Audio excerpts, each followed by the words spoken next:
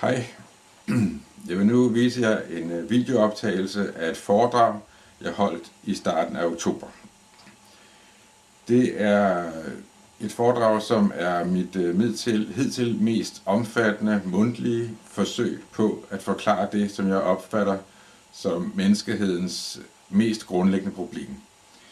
Det vil sige årsagen til alle de problemer, som vi har, eller har haft, eller vil kunne skabe i fremtiden. Og her tænker jeg selvfølgelig på sjælefragmentation, som jo er et emne, jeg har skrevet en hel del om på mit website, transformation.dk. Desværre skete der flere tekniske uheld undervejs. For det første kom min kameramand til at slukke for videokameraet efter cirka 6 minutter, og det varede mere end 15 minutter, før han tændte for det igen. Derudover havde jeg en lydoptager i brystlommen, men den løb tør for batteri, før min kameramand han igen nåede at tænde for kameraet.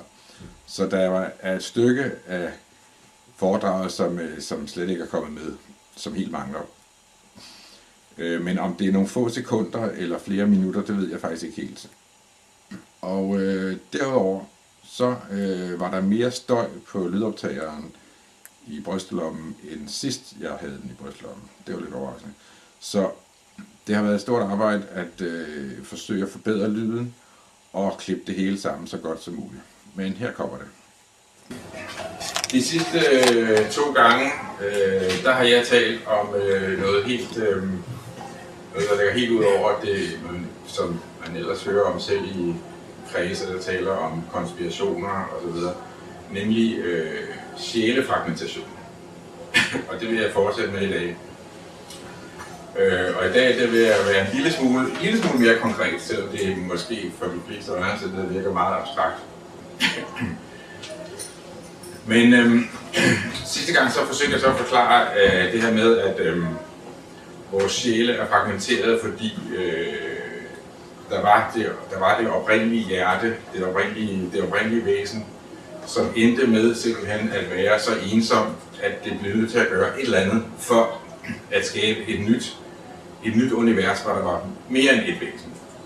Altså det her med Palle alene i verden, det er meget sjovt i et stykke tid, men til sidst så bliver det altså lidt kedeligt og lidt ensomt, og derfor så var det oprindelige hjerte nødt til at gøre et eller andet for at skabe et nyt univers, hvor der ville være mere end et væsen. Og det var så at sprænge sig selv. Og problemet ved at sprænge sig selv i tusinder af millioner af stumper, det er så, at det kommer der godt nok en hel masse væsener ud af, men de er ikke hver især hele. De er hver især fragmenterede. Og det vil sige, at vi var fragmenteret fra starten. Vores sjæle var fragmenteret fra starten. Og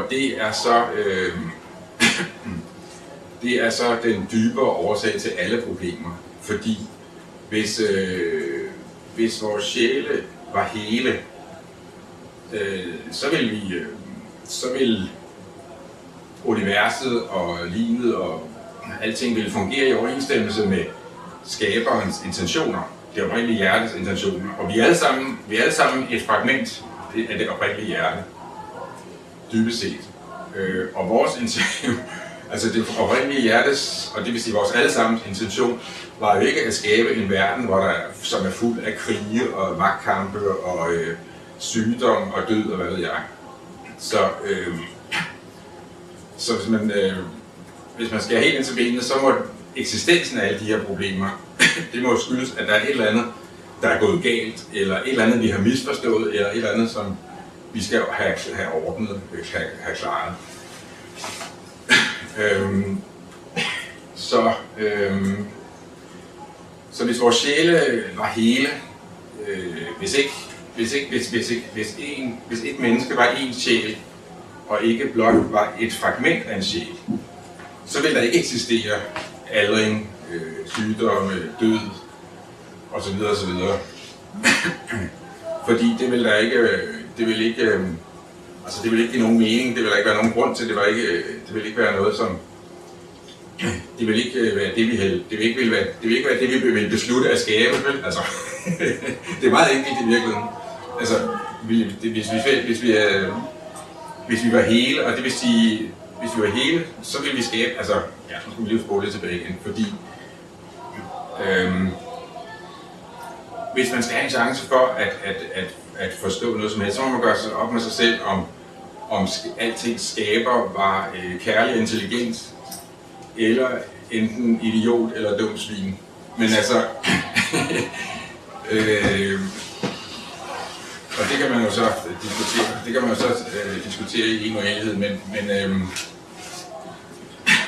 men jeg kan bare ikke, jeg kan bare ikke se andet end at intentionen må være godt nok, må være god nok, men der er et eller andet, vi skal lære. Der er et eller andet, vi har misforstået, eller som vi skal lære. Så nu skal jeg lige se, hvor det var, jeg kom fra. Det vil sige, at ja, sådan var det, jeg kom fra.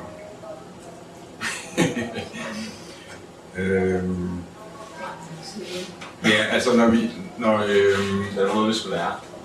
Ja, altså i og med at universets og alt liv skaber er både kærlig og intelligent, så skyldes eksistensen af aldring, sygdomme, død og psykopater og krig og vold og så magtkamp og så videre, at der er et eller andet, vi har misforstået, et eller andet, vi skal lære. Og det jeg så siger, det er, at det vi skal lære, det er, at vores sjæle er fragmenteret, fordi det er den eneste, altså det er i virkeligheden den eneste forklaring, der dur. Altså man kan sige, det er den eneste teori, der kan forklare alting.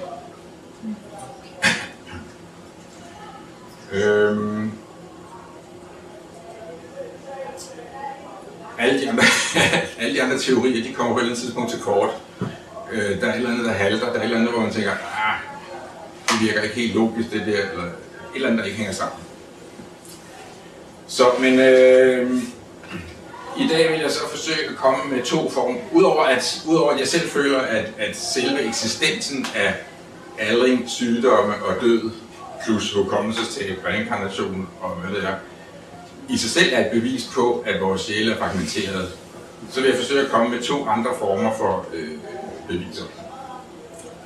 Og det første, det er det fænomen, at der på et givet tidspunkt er for eksempel, altså der er masser af mennesker, der føler, at de i en tidligere inkarnation var en bestemt person. For eksempel så er der Maria Magdalena. Der er en forfatter, der hedder Margaret Starburg, som har skrevet nogle bøger om Maria Magdalena og det hun kalder det guddommelige feminine eller sådan. Og hun er blevet kontaktet af et sted mellem 25 og 40 kvinder, som siger, ja, men det var mig. Det var mig, der var Maria Magdalena dengang for 2000 år siden. Og det er jo det er sådan noget, der er med til, at folk de latterliggør selve reinkarnationsfænomenet. Men hvis vi alle sammen er fragmenteret, og vi fragmenterer igen hver gang vi oplever noget traumatisk, og hvis selve det at dø er traumatisk, ja, og så videre, så er det jo ikke så mærkeligt, hvis Maria Magdalena, hun er fragmenteret i et sted mellem 25 og 40 stykker, eller 500 stykker måske, i løbet af de 2000 år, der er gået. Og der findes faktisk en anden fyr, der hedder Chris Eccles, en irlænder, som kanaliserer budskaber fra Maria Magdalena. Og han er blevet kontaktet af, hvor mange er det nu? Han er blevet kontaktet af cirka 400 kvinder, som også alle sammen siger, ja, det var mig, og det er mig, der er Maria Magdalena. De mener alle sammen, at det er mig, der var Maria Magdalena. Og der er lige 400 andre, der siger det samme. Og de er alle sammen ligesom for Margaret Starbucks vedkommende, så forsøger de at få Chris Eccles til at ligesom at promovere, at det var mig. Og ikke nogen andre af de der 400 andre. Ikke? Så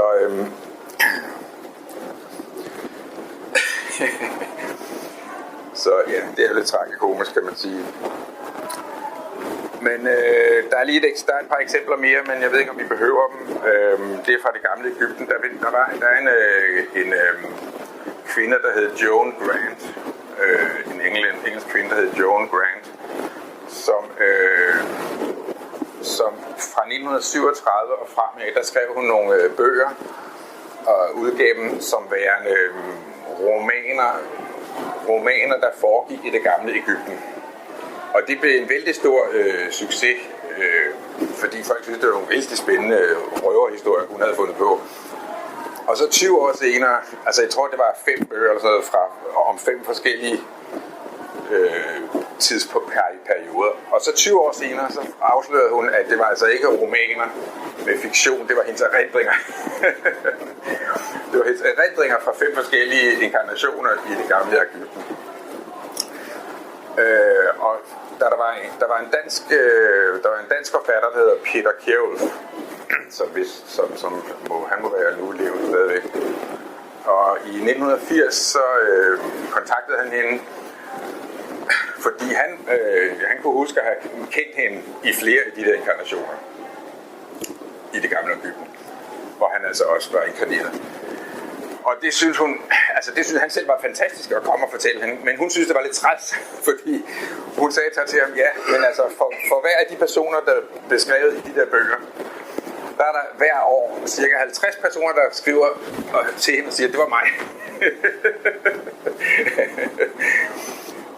Jeg griner, fordi det er både lidt morsomt, men også lidt tragisk. Især hvis de alle sammen tror, at de er den eneste, som var den pågældende person for så mange tusind år siden.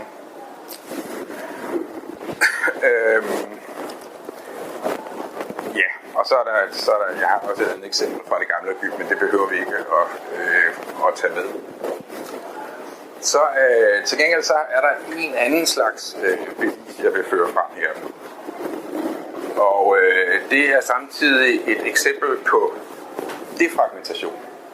Fordi når vi nu for hver gang vi oplever noget traumatisk, fragmenterer og mister hukommelse, og at det i virkeligheden er derfor, at verdens befolkningstal er blevet større og større gennem årtusinderne, så hvad var det nu? Ja, så bliver vi jo nødt til på et eller andet tidspunkt at defragmentere. Fordi vi kan ikke bare blive ved med at fragmentere mere og mere. Fordi hvert fragment, hver gang at hvert fragment fragmenterer yderligere, så bliver det jo mindre. Og det vil sige, at vi for det første jo altså generelt reinkarnerer med hukommelsestab. Og for det første, og for det andet, så at sige, har mistet flere og flere af vores evner og kræfter. Ja, det er vældig forfærdeligt. Det er meget... det er en stor tragedie, kan man sige, at stå her og fortælle om. Men det er mange af heldigvis vant til det der med nogle chokerende informationer. Så hvordan skal vi så defragmentere? Og det er jo selvfølgelig lidt af en opgave, fordi det betyder jo sådan, hvis man forsøger at gøre det lidt smule konkret, at det som i øjeblikket, en sjæl som i øjeblikket går rundt i måske 100 eller 1000 forskellige menneskekroppe, på et eller andet tidspunkt skal blive til én krop.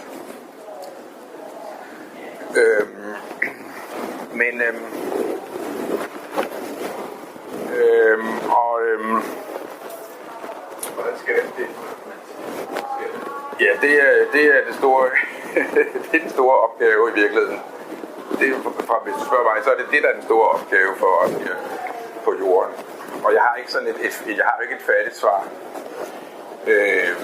Altså overordnet set, at det er en beslutning. Altså at man siger, okay, ja, det er det, vi skal. Altså, det er selvfølgelig meget kort svar. Meget overordnet formulering. Men jeg vil nævne et eksempel på en person, der tilsyneladende har taget de første skridt i den retning. Og jeg er ikke engang klar over, om han selv er klar over, at det er lige nok det, han har gjort. Men han har altså alligevel haft så meget intuitiv indsigt, så han har formået at gøre det. Og hvad er det, jeg snakker om her? Jeg snakker om en fyr på Hawaii, der er kendt som Dr. Lin. Dr. Lin, han har også et eller andet hawaiiansk navn. Hvad? Den Yu, tror jeg. Ja. Det kan jeg ikke. Ja, det er nemlig hans metode, hans personlige, psykologiske, åndelige healingsmetode er kendt som Ho'oponopono. Det er en gammel hawaiiansk legende, hvor han var en passer på det. Det er okay. Nå, det er okay.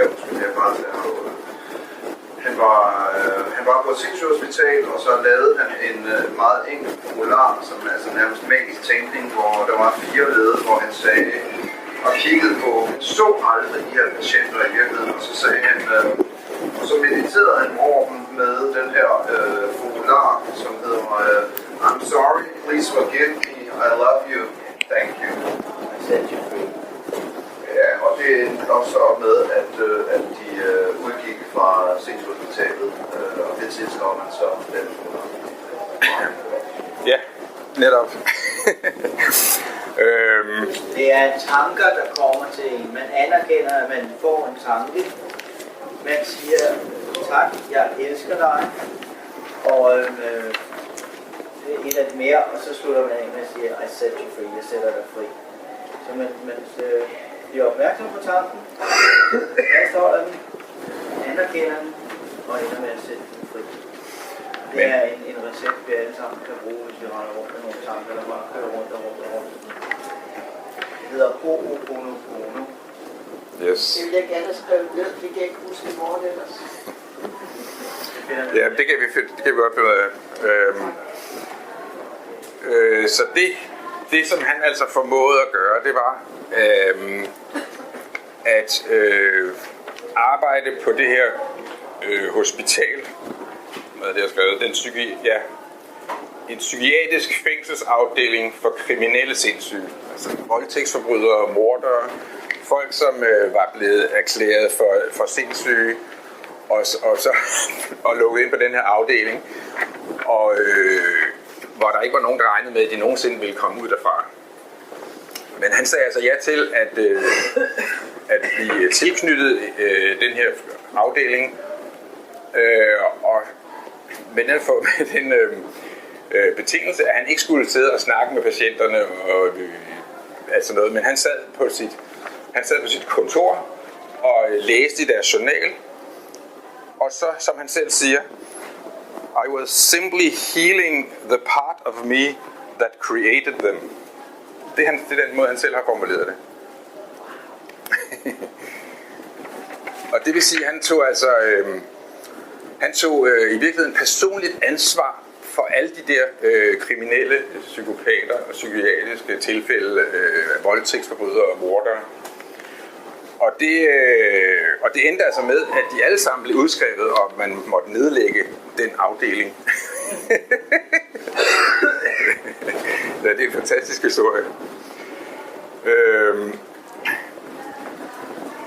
Og så er det, jeg siger, hvordan pokker kan det lade sig gøre. Så er det, jeg siger, at det vil ikke kunne lade sig gøre, hvis et menneske var en sjæl. Fordi så ville vi selv have ansvaret for og indflydelsen på og evnen og pligten til at løse problemet. Ikke? Fordi det er sådan, jeg ville skabe universet, hvis det var mig, der skulle var skaberen. Ikke? At det enkelte menneske selv må selv har både evnen og pligten til at erkende sine misforståelser og derved løse sine problemer. Så det er min påstand, det er, at grunden til, at han kunne gøre det, det var fordi de alle sammen, formentlig alle sammen, var fragmenter af ham selv. Og der er så yderligere en pointe ved det, og det er, at i det her forum her, der taler vi om forskellige former for magtsyge psykopater og sådan noget, der ødelægger vores verden med krige, fordi det giver dem mere magt og så videre. Men de er måske en del af os selv. Og det vil sige, at så kan vi i teorien få Hillary Clinton og alle de andre til at holde op med at lave krig ved at hele os selv. Det er jo sådan set den chokerende, revolutionerende konsekvens eller konklusion på Dr. Len og Ho'oponopono. Ja, og så kan jeg så lige slutte af med at sige, at de fleste nye opdagelser eller erkendelser, de gennemgår jo det, der... I kender den sikkert godt, det citat. Der er en eller anden klog mand, jeg kan ikke lige huske, hvem det er, der har sagt, at alle nye erkendelser, de gennemgår 3 faser. Først Schopenhauer, ja. Først så bliver det latterligt gjort. Så bliver det bekæmpet med raseri og vrede. Og så bliver det anerkendt som en banal selvfølgelighed. Til sidst, ikke? Ja, det er Schopenhauer, der har også sagt det. Ja, men så har jeg ikke lige umiddelbart mere at sige.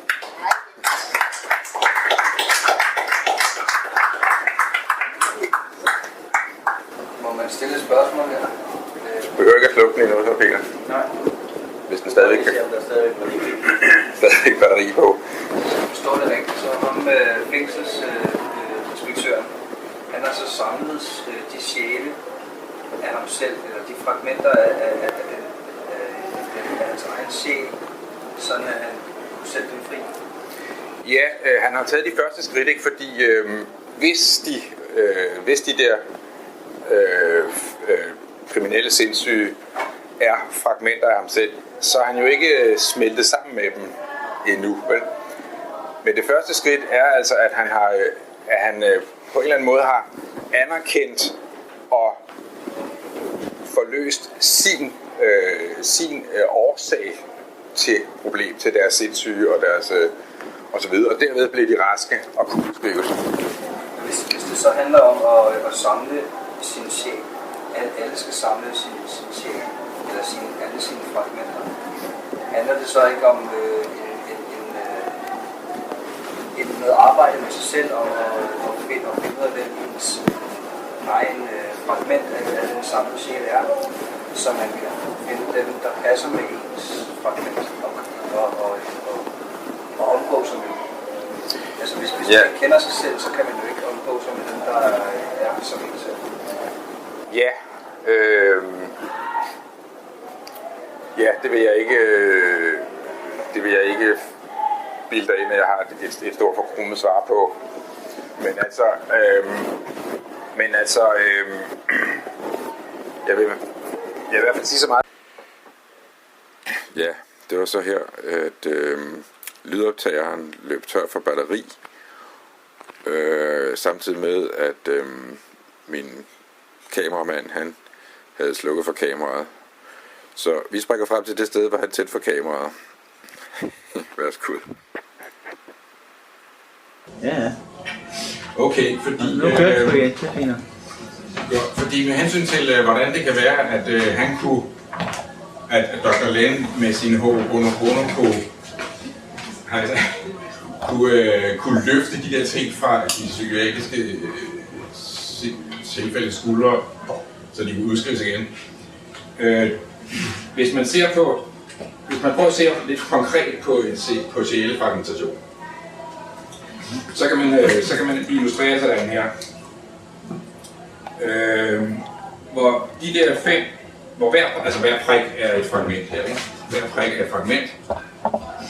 Og det vil sige, at de 5 fragmenter, jeg har sat inde i cirklen, det var dem, der blev skabt i det oprindelige hjertes eksplosion. Altså de 5 fragmenter af den her sjæl, så er der 10 fragmenter af en anden sjæl, og 50 fragmenter af en tredje sjæl, og så videre. Altså det er en gruppesjæl. Altså hvis det her univers og alt liv i det blev skabt ved, at der kun var ét væsen, som så sprængte sig selv.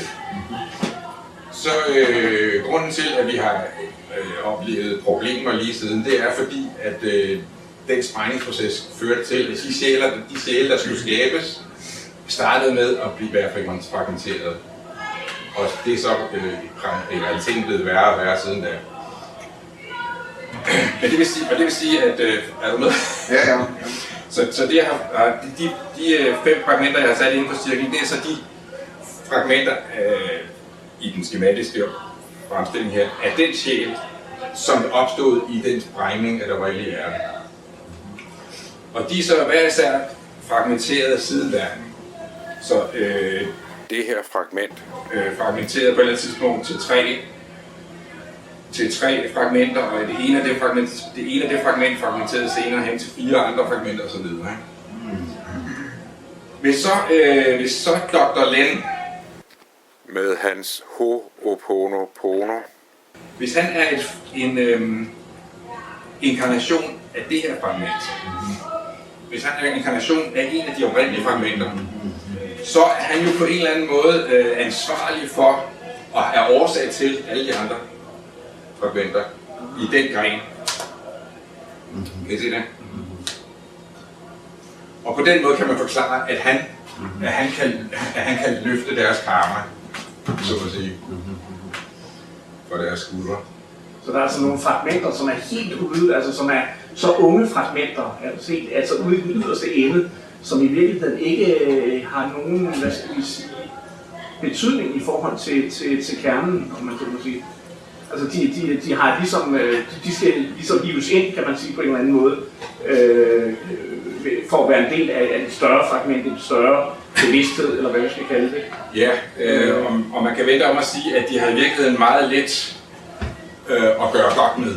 Altså, ja, de har meget let indflydelse på deres situation. Ifølge det her. Jamen, det er også det, jeg mener, man gør dem lidt ansvarsfrie. Jeg skal ikke kunne sige, hvad der har været. Det er jo totalt hyper-surrealistisk baset på den måde der. Jeg ved det ikke. Så er der stor forskel på enkelte individer. Nogle, som faktisk ikke kan gøre for, at de er det, de er. Ja. Fordi de er helt ude i tårnen, hvor man ikke bare de er helt ude i enden af sådan et fragmentationshierarki. Ja. De er ret unge sjæle. Det er såkaldt unge sjæle. Det vil der være nogen, der vil kalde dem, ja. Cool. Det jeg lige havde en kommentar til tidligere, det var, da vi snakkede om de der med de mennesker, som bliver kaldt sindssyge. Altså der er mange, der er indlagte med såkaldte sindssyge, hvor jeg vil påstå, at den behandling for, at det gør, at de tager sig på en måde, der virker sindssygt. Altså, jeg er i gang med at læse Goethes bog om de felt. Medicinmafia. Ja, præcis. Altså, så bliver man ikke i tvivl længere om, hvem der er mest sindssyge i det foretagende her. Men det tror jeg også er nogle af kongstankerne i mange menneskers nye erkendelser i de her såkaldte frihedsbevægelser. Det er, at jeg har også citeret det i en af mine nylige artikler med Jung, der formulerede det mere på sådan en one-liner. Han sagde, C.G. Jung, han skrev, at det såkaldt, eller det normale menneske er mere sindssygt i sin normalitet end på sindssygehospitalet, ikke? Ja. I stedet for, det man gør i dag, det er, at man individualiserer problemet til den enkelte. For eksempel, det nævnte jeg i forbindelse med mindfulness-meditation, men mindfulness, det bruger man også i dag, eller som en form for narkotika, det kan misbruges. For eksempel, hvis United States Marine Corps, de bliver traumatiseret, hvilket de gør, der dør 22 hver dag af selvmord, hvilket er flere, end der er døde siden 9/11. Amerikanske soldater, ikke? Så kan man bruge mindfulness til at tilpasse sig ekstremt toksiske situationer og på arbejdsmiljøet, i stedet for at åbne fængselsdøren og gå ud, men fordi at folk de mangler ligesom en erkendelsesmæssig realisation, at der er måske en exit fra fængselsdøren, så nøjes man med at tilpasse sig en toksisk situation. På den måde så bliver mindfulness misbrugt. Men Nietzsche han sagde det samme. Han sagde, at sindssyge i enkelte individer, det er sjældent, men i poker og i grupper, der er det reglen. Og Aldous Huxley sagde det samme, og Voltaire har sagt det, så Platon, og mange har, og det er det, jeg føler, at egentlig er det store problem, at hvis vi virkelig lever under forhold, som er ekstremt ufrie, som folk ville have gået i døden for i 1850'erne, som det siges for mange, på grund af man så overskrifter i New York Times, hvor man sagde, at vi vil ikke acceptere lønslaveri eller vi vil ikke acceptere lønslaveri eller menneskeslaveri, men paralleliserede simpelthen de to størrelser, hvilket var et udtryk for folkesjælen dengang, at det forekom så vederstyggeligt afskyeligt at skulle acceptere lønslaveri dengang. Og så siger man så nu, jamen så er det så taget et par generationer til at acceptere, at det er som det altid har været. Og det er det, jeg føler er den store fare, det er, at vi lever hele tiden under forhold, der ikke bliver detekteret kognitivt som utålige, fordi det er nu den måde tingene engang er på. Jorden er flad.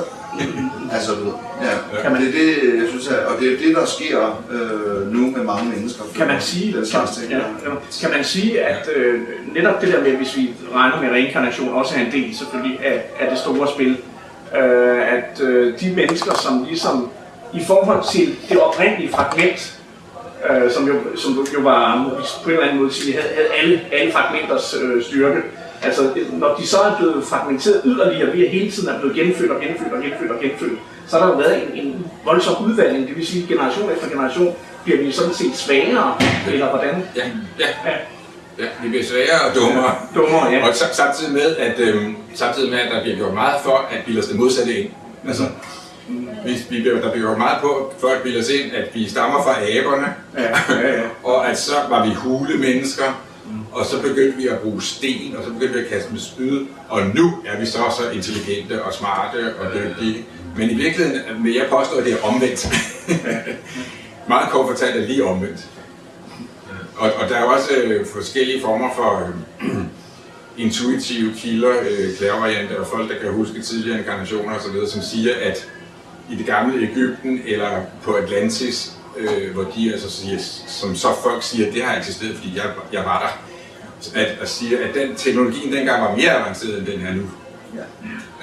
Men det har man fundet arkeologiske beviser for, og det er faktisk en del af også af den her nye grønne transformationsproces, erkendelsesprocesser, måske på grund af internettet.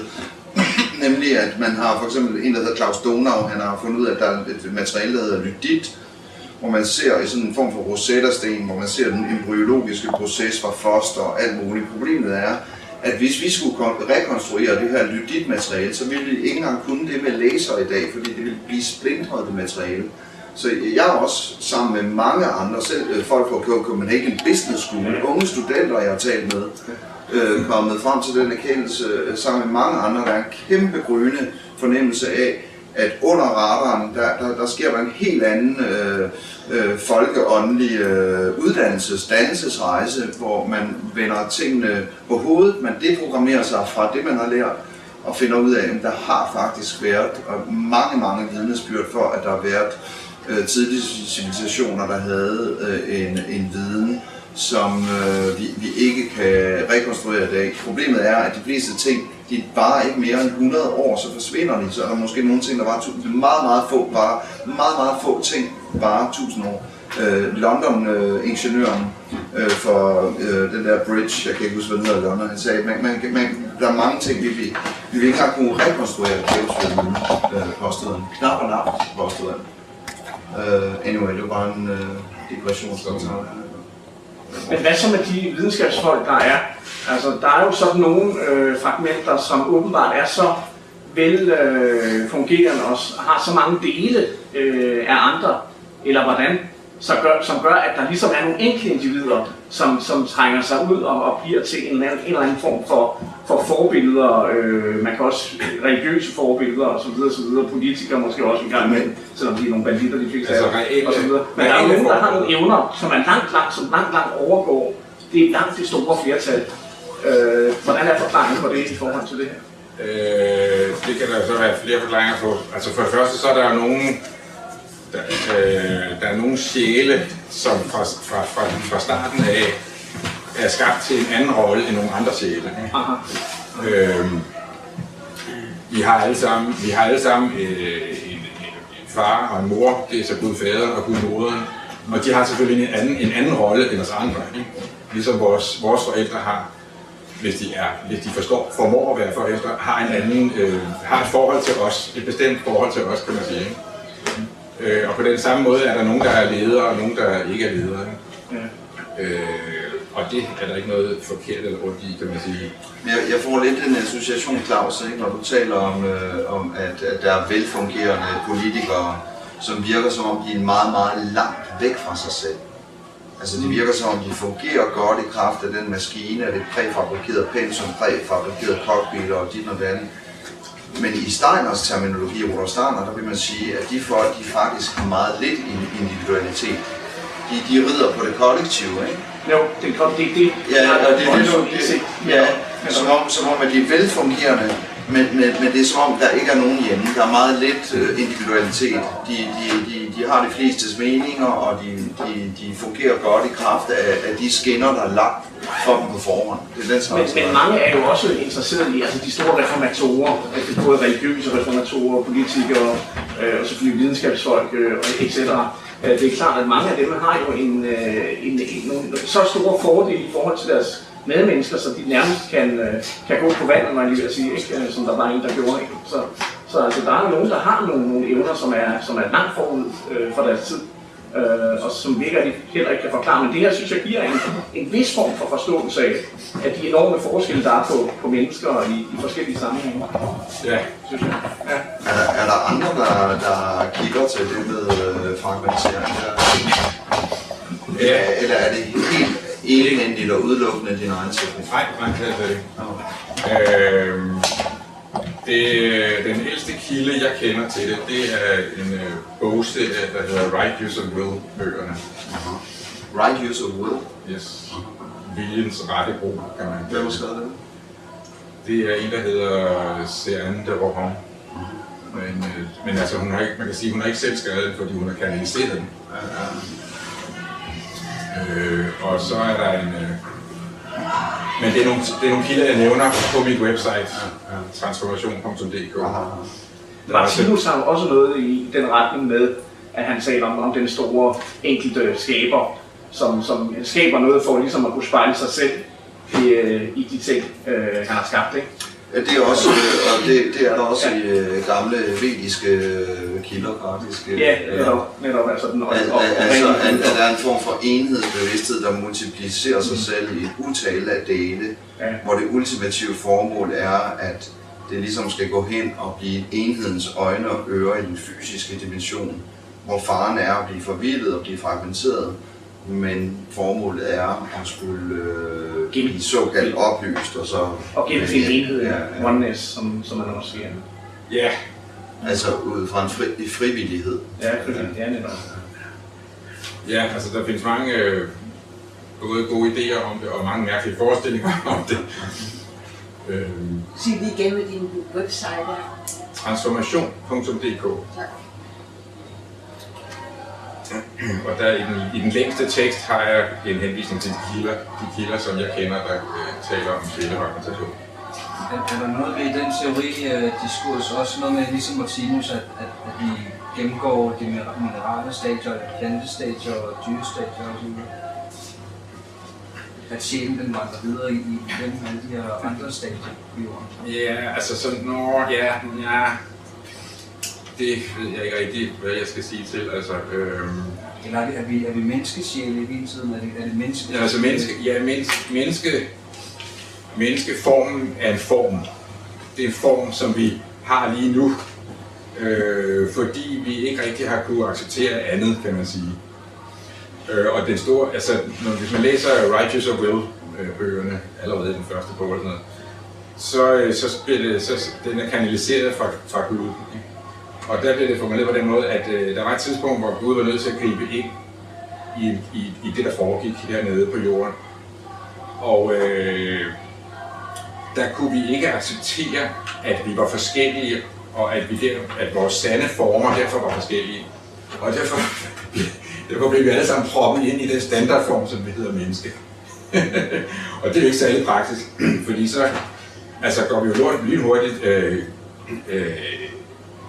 galt af en hel masse ting. Altså hvis vi tror, vi alle sammen har de samme forudsætninger, eller de samme mål, eller de samme tankegange, så går vi helt galt i byen, fordi hvis der i virkeligheden er en hel masse forskellige typer af sjæle eller væsener, som ikke kunne acceptere andet end at blive proppet ind i en og samme form. Og det er jo heller ikke naturligt for os kun at skulle have en bestemt form.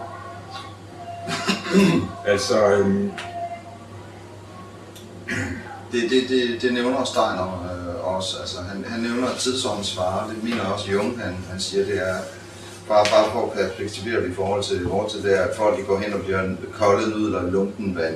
De handler på ordre slavisk og finder sig tilpas ved at skulle, fordi de ikke kan selv finde sig selv og definere sine egne ønsker og følelser og liv og det noget andet, så handler de på etaten, de handler på højere steder og ordre, og på den måde så går de hen og bliver sådan kollektivistiske nudler i lunken vand, som er det du taler om, det er sådan en form homogenisering, og det er faktisk mangfoldigheden i enheden, den bliver udslettet. Og sådan som jeg hører det, så er det ligesom om, og i henhold til min egen ethos og vision, der skal der være mangfoldighed.